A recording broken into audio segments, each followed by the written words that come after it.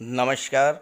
ज्योतिष शास्त्र में श्रद्धा और विश्वास रखने वाले सभी जातकों का पारलौकिक जगत चैनल में बहुत बहुत स्वागत है। बुद्धि, ज्ञान, तर्क, संचार, कौशल, स्किल और इंटेलिजेंस के कारक बुध 27 सितंबर को तुला राशि में 10:40 पर वक्री हो चुके हैं और 2 अक्टूबर प्रातः 3:23 पर स्वराशि उच्च की राशि कन्या राशि में गोचर करेंगे और 18 अक्टूबर को कन्या राशि में ही मार्गी हो जाएंगे और इसके बाद 2 नवंबर को राशि परिवर्तन करके तुला राशि में गोचर करेंगे। तो 27 सितंबर से 2 नवंबर तक बुध का ये वक्री अवस्था में गोचर आपके लिए बहुत ही महत्वपूर्ण है और विशेषकर व्यापार, संचार, सोशल मीडिया और टीचिंग के प्रोफेशन से जुड़े व्यक्तियों के लिए बहुत ही लाभदायक है, क्योंकि वक्री अवस्था में सामान्य अवस्था से 3 से 4 गुना अधिक शुभ फल प्रदान करते हैं युवराज बुध। बुध का ये राशि परिवर्तन और वक्री होना 6 राशियों के लिए बहुत ही लाभप्रद है और मीन राशि उन 6 भाग्यशाली राशियों में से एक है। तो चलिए बात करते हैं बुध के प्रभाव का विश्लेषण और साथ ही साथ वीडियो के अंत में हम आपको बताएंगे सावधानियां और उपाय और आपके कमेंट्स के उत्तर। तो ये है मीन राशि के जातकों की कुंडली। आपके लग्न के स्वामी देवगुरु बृहस्पति हैं, जो कि कुंडली के लाभ भाव में 21 नवंबर तक नीच भंग राजयोग का निर्माण करेंगे।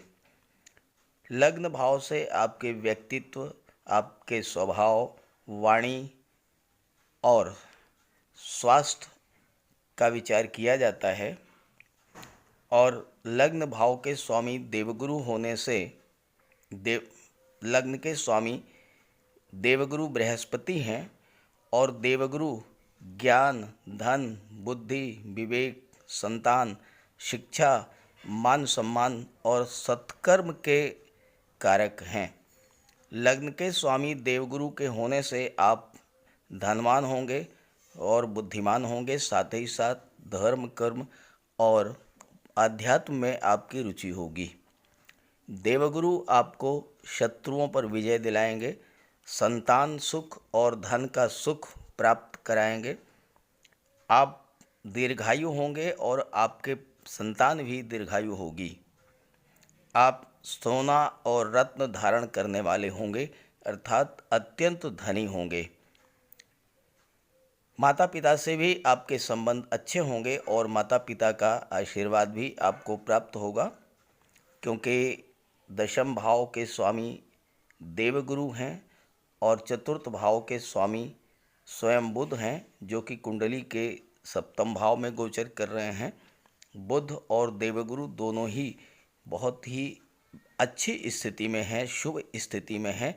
तो आपको माता पिता का आशीर्वाद भी प्राप्त होगा और उनके आशीर्वाद से आप जीवन में तरक्की करेंगे। आपका दाम्पत्य जीवन भी सुखी होगा। स्वभाव से आप उदार होंगे, परोपकारी होंगे और मधुरभाषी होंगे। स्वास्थ्य भी आपका ठीक रहेगा। ज़्यादा चांसेस इस बात के हैं कि आप सरकारी नौकरी में उच्च पद धारण करेंगे। सरकार से मान सम्मान और धन की प्राप्ति होगी।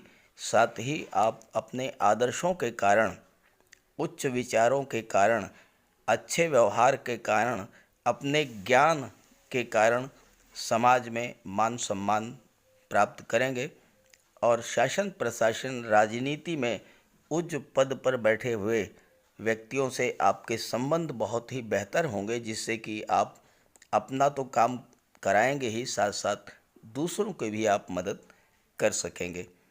आइए बात करते हैं बुध के बारे में। युवराज बुध आपकी कुंडली के सप्तम भाव में गोचर कर रहे हैं, स्वराशि कन्या राशि में गोचर कर रहे हैं और उच्च के हैं। साथ ही साथ बुध आपकी कुंडली में चूँकि केंद्र के भाव में है और स्वराशि में है, इसलिए भद्र महापुरुष राजयोग का निर्माण भी कर रहे हैं। भद्र महापुरुष राजयोग के बारे में ज्योतिष शास्त्र में कहा गया है कि ये ऐसा राजयोग है जो किसी जातक की कुंडली में अगर बन जाए तो वह जातक अत्यंत बुद्धिमान होता है और रत्नों को तराजू से तौलने वाला होता है। अर्थात बुध के प्रभाव से आप जिस भी क्षेत्र में कार्य करेंगे, विशेष करके बुध के प्रभाव से आप सरकारी नौकरी में जा सकते हैं या व्यापार के क्षेत्र में सफलता प्राप्त करते हैं।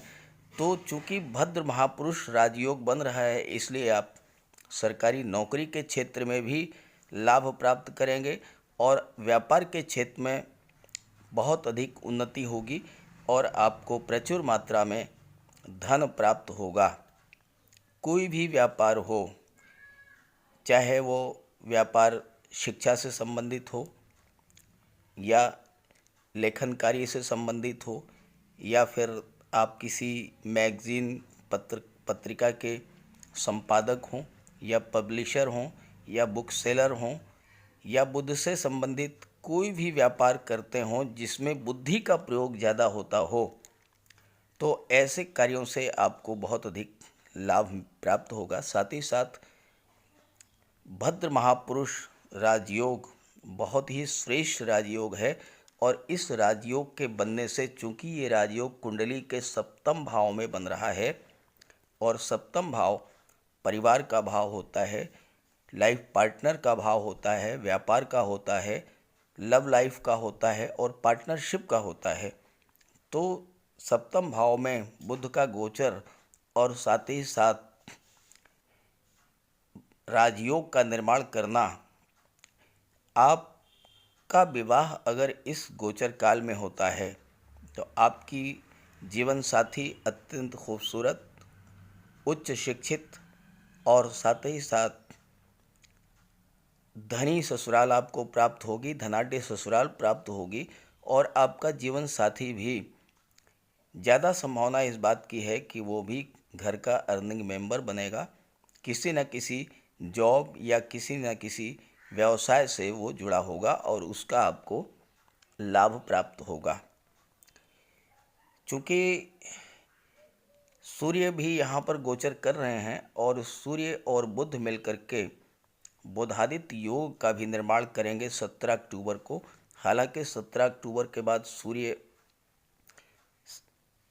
तुला राशि में गोचर कर जाएंगे और नीच के हो जाएंगे, लेकिन 17 अक्टूबर तक बुधादित्य योग का निर्माण होगा और बुधादित्य योग इतना श्रेष्ठ राजयोग है कि ये आपको सरकारी नौकरी के क्षेत्र में सफलता दिलाएगा। मैंने सरकारी नौकरी के योग पर एक वीडियो बना रखा है और उस वीडियो में मैंने बताया है कि किस प्रकार के योग बनने से सरकारी नौकरी मिलती है और उसमें बुधादित्य योग भी एक योग है।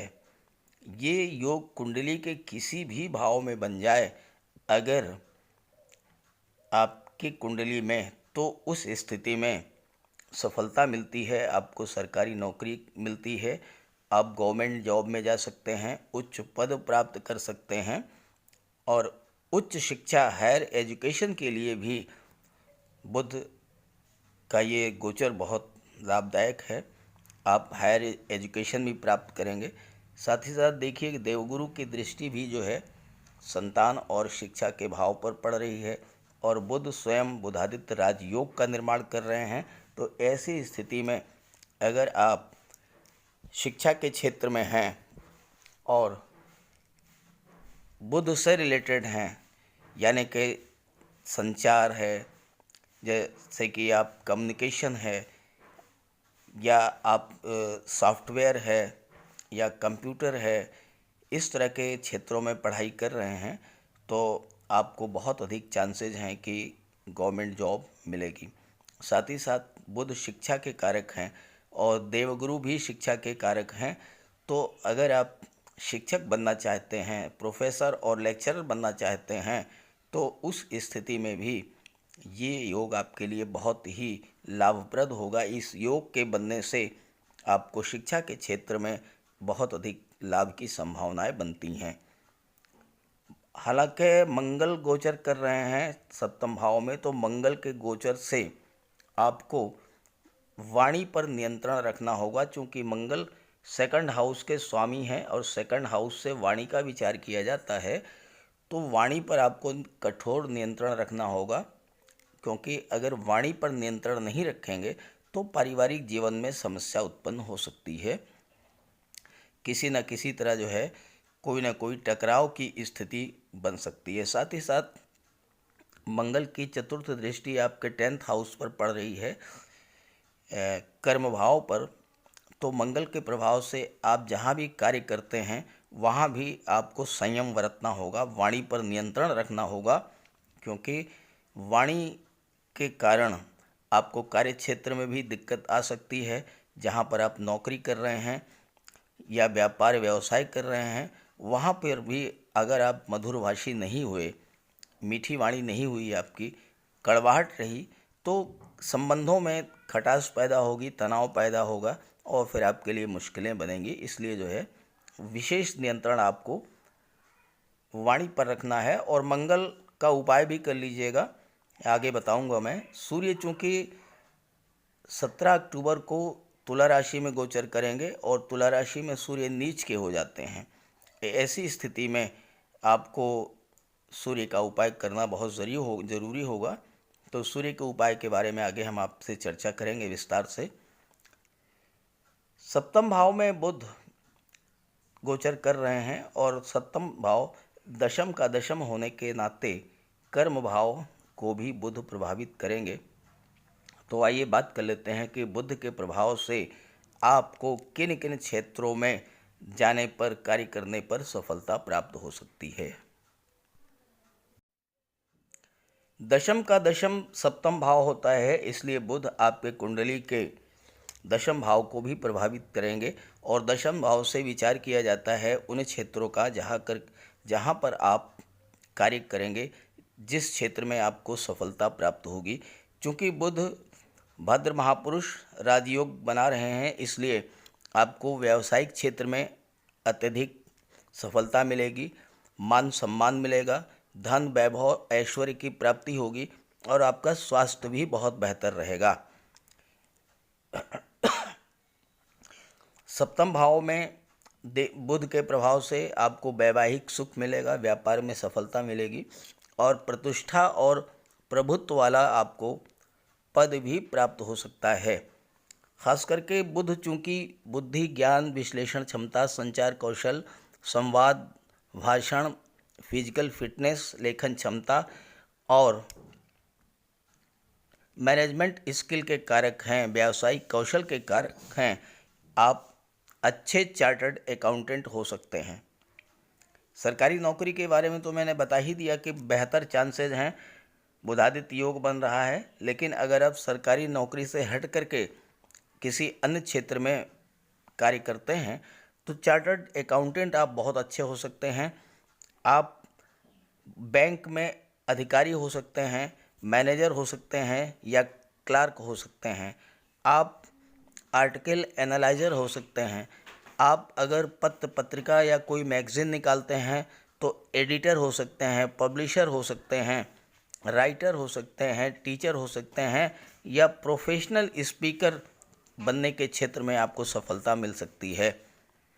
आप काउंसलर हो सकते हैं, इन्वेस्टमेंट मैनेजर बन सकते हैं, कैश मैनेजर बन सकते हैं और रिटेल शॉप या जनरल स्टोर के भी आप मैनेजर हो सकते हैं। आपका शॉपिंग मॉल भी हो सकता है, अकाउंट्स एग्जीक्यूटिव बन सकते हैं, आप मैथमेटिशियन बन सकते हैं, इवेंट मैनेजर बन सकते हैं। अगर आपकी रुचि संचार क्षेत्र, फिल्म इंडस्ट्री, सोशल मीडिया या टीवी सीरियल्स में है तो आप टीवी एंकर बन सकते हैं, पत्रकार बन सकते हैं। साथ ही साथ फिल्म इंडस्ट्री या टीवी सीरियल के क्षेत्र में भी अगर बुध आपकी कुंडली में बलवान हैं तो आप स्क्रिप्ट राइटर या डायलॉग राइटर भी बन सकते हैं। अगर धन और लाभ की चर्चा ना की जाए तो ये वीडियो अधूरा रहेगा। तो मैं आपको बता दूं कि आपकी कुंडली के लाभ भाव, जहां से धन का लाभ, संतान का लाभ, शिक्षा का लाभ, मान सम्मान, पद प्रतिष्ठा का लाभ, इसका विचार किया जाता है, उस भाव में देवगुरु नीच भंग राजयोग का निर्माण कर रहे हैं और ये राजयोग 21 नवंबर तक बनेगा।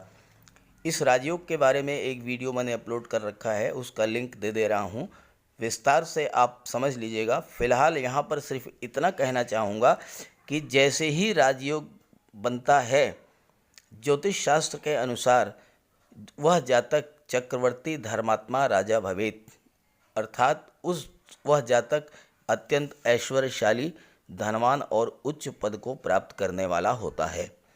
नीच भंग राजयोग एक ऐसा प्रबल राजयोग है जो कि किसी भी व्यक्ति की कुंडली में बने तो उसे मुश्किल से मुश्किल परिस्थिति से निकालकर राजा के समान अतुलनीय धन संपदा देने में सक्षम होता है। कहने का मतलब ये है कि आप अपने बुद्धि, विवेक, ज्ञान और इंटेलिजेंस, स्किल के बल पर अपने कार्य क्षेत्र में, जो क्षेत्र मैंने आपको बताए हैं, या फिर सरकारी नौकरी में आप प्रबल मात्रा में, प्रचुर मात्रा में धन प्राप्त करेंगे, अत्यंत ऐश्वर्यशाली होंगे और सुखी होंगे।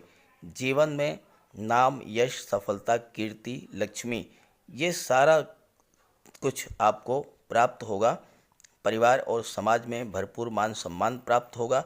विरोधियों को परास्त करेंगे, अपनी अलग पहचान बनाएंगे और जीवन में हर सब प्रकार की सुख सुविधाओं को प्राप्त करेंगे और समाज में अत्यंत लोकप्रिय होंगे। अब आइए बात कर लेते हैं सावधानियां और उपाय। चूँकि इस वीडियो में मैंने केवल बुध के बारे में विशेष चर्चा की है, आप देवगुरु के नीचभंग राजयोग के संबंध में वीडियो देख लीजिएगा और साथ ही साथ सरकारी नौकरी का योग, इस पर भी मैंने एक वीडियो बनाया है, उसे भी देखिएगा। और यहाँ एक तीसरी बात बताना चाहता हूँ कि कुंडली के पराक्रम भाव में राहु गोचर कर रहे हैं और राहु की पंचम दृष्टि जो है सप्तम भाव पर पड़ रही है, बुध, सूर्य और मंगल पर। और राहु की दृष्टि सूर्य पर पड़ने से सूर्य के प्रभाव में कमी आती है, बुध और मंगल के प्रभाव में कमी आती है। तो राहु का उपाय आप जरूर कर लें। आगे हम बात करेंगे राहु के उपाय के बारे में, पहले बात कर लेते हैं सावधानियां और उपाय। सूर्य 17 अक्टूबर को तुला राशि में गोचर करेंगे। तुला राशि में सूर्य नीच के हो जाते हैं, अशुभ फल प्रदान करेंगे और वैसे भी अष्टम भाव में गोचर कर रहे हैं, तो आपको विशेष उपाय करना होगा सूर्य का, क्योंकि सूर्य की वजह से आपको स्वास्थ्य में दिक्कत आ सकती है, आँखों की समस्या हो सकती है, पिता का स्वास्थ्य खराब रह सकता है, घर से, परिवार से दूरी बन सकती है। तो सूर्य का उपाय जरूर करें। सूर्य को अर्घ्य दें, तांबे की अंगूठी धारण करें, गाय को गुड़ गेहूं खिलाएं, पिता और बुजुर्गों की सेवा करें, सूर्य नमस्कार करें, जल में लाल पुष्प डाल करके, केसर डाल करके स्नान करें और हो सके तो रविवार के दिन तांबा, गुड़, मसूर की दाल का दान करें। चूँकि आपके लग्न के स्वामी देवगुरु बृहस्पति हैं और देवगुरु को भी आपको प्रसन्न करना जरूरी है, देवगुरु को भी स्ट्रांग रखना है, तभी आपको जीवन में हर प्रकार का सुख प्राप्त होगा। देवगुरु के लिए अब बहुत आसान सा उपाय है, माता, पिता, गुरु और बुजुर्ग, इनका आप सम्मान करें, इनकी सेवा करें, इनका आशीर्वाद प्राप्त करते रहें।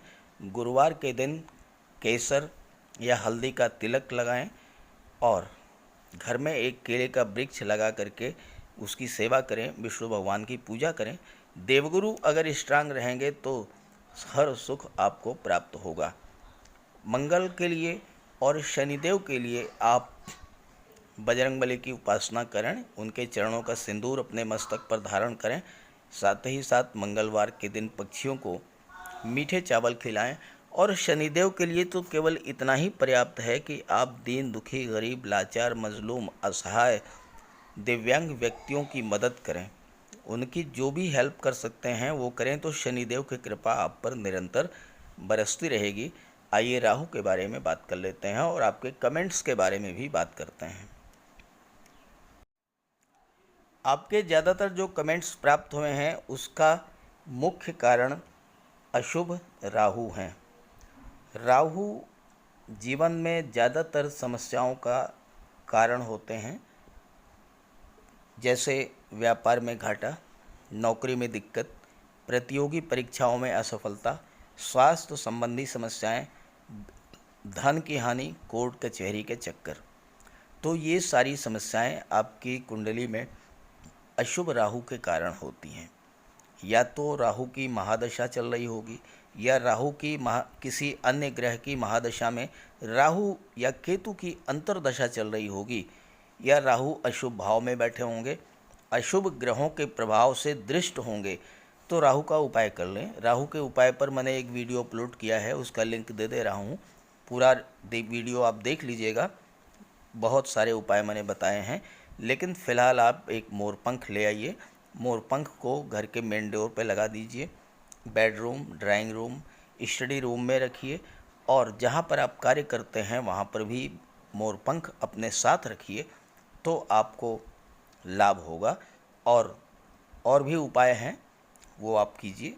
और अगर आपको इन उपाय करने से राहत मिलती है तो कमेंट ज़रूर कीजिएगा, ताकि आपके और भी साथी जो कि इस तरह की समस्याओं से ग्रस्त हैं, वो भी राहु का उपाय कर लें और उन्हें भी लाभ पहुँचे।